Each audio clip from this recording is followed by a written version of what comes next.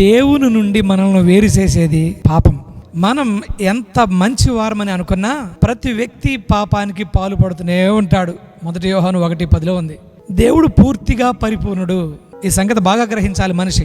దేవుడు పూర్తిగా సంపూర్ణుడు, మహాపరిశుద్ధుడు. కాబట్టి ఎవరూ పరలోకంలో ఆయనతో శాశ్వతంగా గడపడానికి అర్హులు కాదు. దానికి బదులుగా మనం ఆయన నుండి శాశ్వతంగా వేరు చేయబడటానికి అర్హులం. రోమిలకు రాసిన పత్రిక 5:16 రాయబడింది. ఈ అపరాధ భావాన్ని తొలగించుకోవటానికి ఎంత శ్రమించినా, ఎన్ని మంచి పనులు చేసినా, ఎంత డబ్బు ఖర్చు పెట్టినా, ఎంతటి ప్రతిభ ఉన్నా, ఎంతటి విజయాలు సాధించినా సరిపోవు. యెషయా గ్రంథం 64:6 ప్రకారం మన నీతి క్రియలు మురికి గుడ్డలు లాంటివని ఉంది.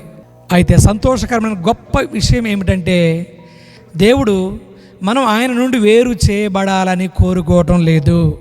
కాబట్టి పాడైన ఆయన నుండి వేరైన జీవితాలను సరిచేయడానికి ఆయన ఒక మార్గాన్ని ఏర్పాటు చేశాడు.